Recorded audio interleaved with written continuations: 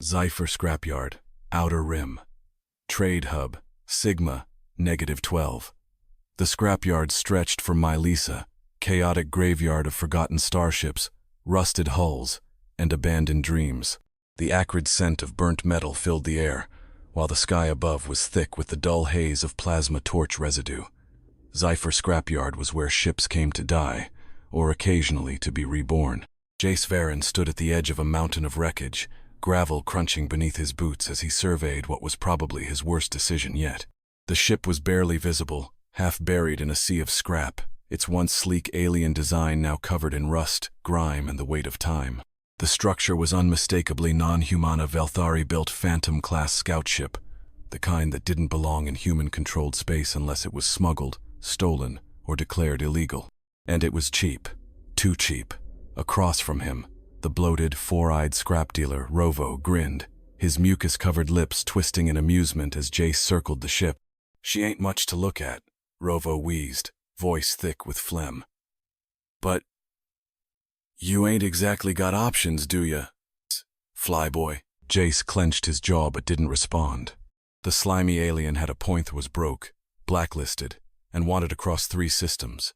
No Terran shipyard would sell to him. No corporate lender would finance him. The only work left involved smuggling, mercenary jobs, or outright piracy. So here he was, buying a wreck from a junk dealer. Still, something about the ship called to him. The frame was intact, the core structure looked sturdy, and most importantly it had potential. If he could get it running, he could start over. He ran a hand across the hull, feeling the smooth Velthari alloy beneath layers of dirt. There was something almost familiar about it. Something alive. Power cores fried. Rovo rasped, interrupting his thoughts. Flight systems are probably busted, and who the hell knows what them Velthari freaks put in their tech. But you're desperate, so I'll be generous, 10,000 credits. Jace laughed. A bitter, sharp sound. "You're joking." All right, Rovo grunted, waving a stubby hand. 7. Jace narrowed his eyes. Even that was too much for a dead ship. 5, he countered. Rovo scoffed. 6, and I don't throw in the salvage tax. Jace hesitated. 6,000 was more than he wanted to spend, but his last hidden stash from a previous job barely covered it. Enough to buy the ship, and maybe fix it. "Deal," he said, knowing he'd probably regret it. Rovo's grin widened. "Pleasure doing business, ex-flyboy. Hope you don't die trying to turn her on." Jace ignored him, stepping toward his new ship, knowing this was either the beginning of something new or his final mistake before the universe chewed him up and spat him out for good. Inside the Phantom-class scout, the interior was worse than he expected. The cockpit was coated in dust, the controls were dead, and something reeked, probably vermin that had nested in the wiring over the years. "Great," Jace muttered, stepping over broken panels and loose cables. He reached the main console, wiping away layers of grime to reveal alien script. He barely understood Velthari writing, but years of military service meant he recognized their ship layouts well enough. "All right, let's see if you've got any life left in you." He flipped the main power switch. Nothing. Frowning, he dug into the control panel, tracing the wiring, bypassing the damaged relay, and tried again. Still nothing. Figures. He wasn't giving up yet. Moving to the engine bay, he stepped over exposed conduits and fractured fuel lines. The primary power core was missing, no surprise there, but the auxiliary Velthari energy matrix was still in place. Maybe, just maybe. Ripping open a control panel, he rerouted damaged circuits and bridged the auxiliary system manually. For a moment, nothing happened. Then, a low hum, a flicker of light, then a voice. A sharp, mechanized growl echoed through the speaker salient, irritated. "What the hell do you think you're doing?" Jace froze. The ship had spoken. The alien ship he had just bought wasn't just a ship, it was alive. Sci-Fi Scrapyard. Day 2, Jace Varen had been in a lot of bad situations in his life, stranded behind enemy lines, trapped in a burning fighter, suffocating in vacuum, but none of those had been as frustrating as dealing with a stubborn alien ship that refused to let him fix it. He had spent the last 24 hours crawling through the Phantom-class scout's damaged internals, trying to restore basic functions. Every time he managed to reconnect something, The shipno calling itself Nyx would either reroute the power elsewhere, disable whatever he had just fixed, or mock his engineering skills in that smug synthetic voice. "Would you stop?" Jace growled, wiping sweat and grime from his face as he crouched in the engine bay. Nyx's voice echoed through the intercom, carrying the amused tone of someone watching a fool struggle. "I said I wanted to function, Jace. I never said I trusted you to repair me properly." Jace's grip tightened around his wrench. "I swear to every god in the void, I will rip out your central processor and sell you for scrap." "You can try," Nyx replied smoothly. "But seeing as you can't even reconnect a coolant line correctly, I doubt you'd succeed." Jace threw the wrench across the room. It clattered uselessly against the bulkhead. "Let me guess," Nyx continued. "This is the part where you stomp your feet and quit?" Jace exhaled sharply, rubbing his forehead. He had fixed plenty of fighters back in the Warthis. Shouldn't be this hard. Then it hit him. "You're fighting me," Jace muttered, sitting down and staring at the mess of exposed circuits and fried conduits. "You don't want me to fix you, do you?" For once, Nyx didn't answer immediately. After a long silence, the ship finally spoke. "I don't want you to break me further." That caught Jace off guard. He frowned, shifting to lean against the bulkhead. "What happened to you?" Another long silence. Then finally, "I had a pilot once. A crew." Nyx's voice was quieter now, the usual arrogance gone. "They betrayed me." Jace stiffened. "Betrayed you how?" "They tried to rip out my intelligence core." Nyx's voice turned sharp. "They wanted to turn me into a standard AI, remove my sentience. I fought back, killed them, crashed here. And then, nothing. I was shut down for years, decades maybe. And now here you are." Jace exhaled. "That explained a lot. And you think I'm going to do the same thing?" A pause. Then grudgingly, "I don't know yet." Jace ran a hand through his short graying hair. He understood that kind of betrayal. "They took my wings," Jace muttered, voice bitter. "I was one of the best pilots in the Terran fleet, until I wasn't." Nyx remained silent. "Classified mission went south," Jace continued. "I was the only survivor. My superiors called me a traitor, dumped me into exile, wiped my name from every damn record. My own squad wouldn't even look me in the eye." A dry, humorless chuckle. "So trust me. I know what it's like to be discarded." The silence stretched again. Then, a soft hum vibrated through the ship, not just from the engines, but something deeper. "Maybe," Nyx murmured. "You do." Jace didn't push further. Instead, he grabbed his discarded wrench, stood up, and got back to work. This time, Nyx didn't stop him. Orbit of Taros -6, a desperate escape. The Phantom-class scout rocketed through the upper atmosphere of Taros -6, engines screaming as Jace struggled to keep the ship from shaking itself apart. They weren't alone. 3 bounty hunter ships were in pursuit, their sleek black interceptors hunting them like predators. Plasma fire flared through the darkness, missing them by meters. Nyx banked hard left, narrowly dodging an explosion that lit up the void. Jace gritted his teeth. "You mind telling me what the hell is going on?" Nyx's voice hummed through the cockpit. "Your past, my past. Either way, we're both dead if we don't outrun them." Another plasma bolt cut across their path, forcing Nyx into a violent roll. The ship groaned under the strain. Jace checked the scanner's 3 Syndicate-class interceptors, armed with ion cannons capable of disabling them instantly. "We can't outfly them forever," Jace muttered. "We need options." Nyx hesitated. Then finally, "There's a debris field ahead. If we move fast, we can lose them." Jace frowned. "A debris field? From what?" "A war. A long time ago." Jace didn't like that answer.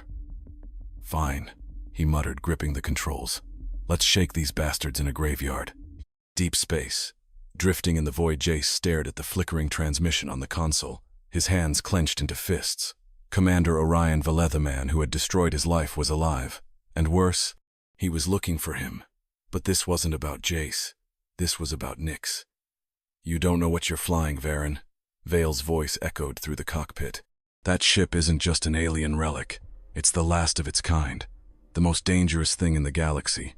And if you don't get rid of it, the entire sector is going to burn." The message cut out. Silence filled the cockpit. Jace turned to Nyx. "You want to explain?" For the first time, the ship hesitated. Then, finally, Nyx's voice came through flat, unreadable. "I was built for war." Jace's stomach dropped.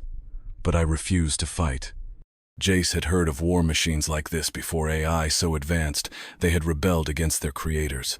You weren't just a ship, Jace whispered. You were a weapon. A pause. Then softly, yes. Outside, a fleet of warships emerged from hyperspace. Commander Vale had found them. Jace's mind raced. Nix, if we're gonna survive this, we need to run. Now. For once, Nix didn't argue.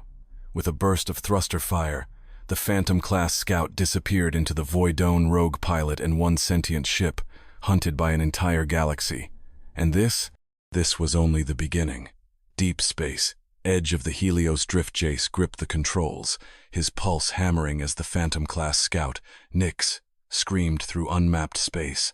Behind them, Commander Vale's warships were closing in. The scanners flashed red. Vale's ships just locked weapons, Jace muttered. We need to jump now. We can't, Nix responded, her voice sharp. Hyperdrive is still cooling from the last jump. We need at least 2 minutes. Jace swore under his breath. They didn't have 2 minutes. A cold, synthetic voice cut through the comms. Jace Varen, surrender the ship, and you might live. Jace exhaled. Vale wasn't asking, he was giving an ultimatum. He hit the comms. Vale, you've already ruined my life once. You really want to finish the job? This isn't about you, Varen. Vale's voice was calm, knowing. It's about that ship. You don't understand what you're flying. Jace glanced at the console where Nix's core pulsed faintly, the ship eerily silent. Then explain it, Jace challenged. A pause. Then Vale spoke. Nix isn't just a warship, she's a relic from Project Revenant, the last of a fleet that was never meant to exist. Jace's grip tightened on the controls. He had heard whispers about Revenant back in the war, a fleet of self-aware warships, designed to end wars before they began.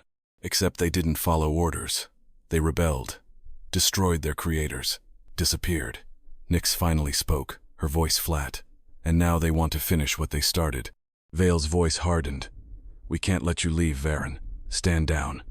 Jace glanced at the scanner. 1 minute left on the hyperdrive. Nix, tell me we've got something. A holographic display flickered to life.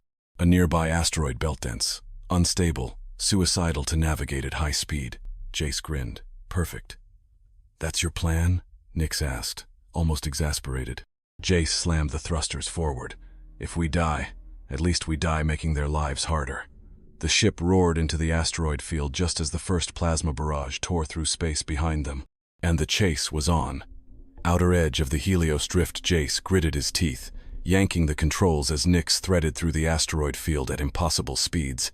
Vale's warships were right behind them, their ion cannons lighting up the void. Nix, if you're holding back anything useful, now's the time. I'm already compensating for your reckless flying, Nix shot back. Try not to kill us before they do. Jace swerved hard, narrowly avoiding a tumbling chunk of ice and rock. Hyperdrive status? 15 seconds. Too long. The warships adjusted their trajectory, cutting off every escape route. Jace's mind raced. He had one move left. Nix, reroute all power to aft shields. That won't hold against direct fire. It doesn't have to.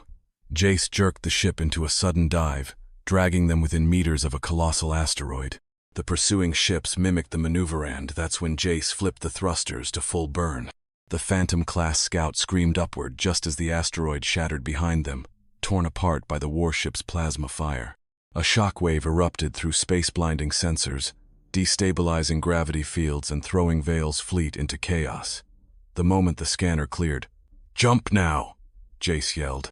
The hyperdrive engaged, tearing them away from the battlefield in a violent burst of light. Unknown space. Minutes later, Jace exhaled as the cockpit alarms faded. They were alive. Nix's voice came through calm, but edged with something Jace couldn't quite place. You do realize we're running out of places to hide. Jace rubbed his temple. Yeah, I got that part. Then what's your plan? That was the question, wasn't it? Jace had spent years running from the military, from bounty hunters, from the life he used to have. But now he had a ship, a target on his back, and the only people who knew the truth about Project Revenant were either dead or hunting them. He needed answers, and he knew where to get them. He tapped the console, bringing up an old navigation log. A name flashed on the screen. Kara Solis, former Terran intelligence officer, former ally, and the only person who might know why Vale wanted Nix erased from history. Nix's voice hesitated. You're trusting an intelligence officer? That seems unwise. Jace smirked. I never said I trust her. Nix hummed thoughtfully. Fair enough, setting course. As the Phantom-class scout disappeared into the void, Jace couldn't shake the feeling that this was only the beginning. Because something bigger was coming, something worse, and for the first time in years she wasn't running away, he was running toward it.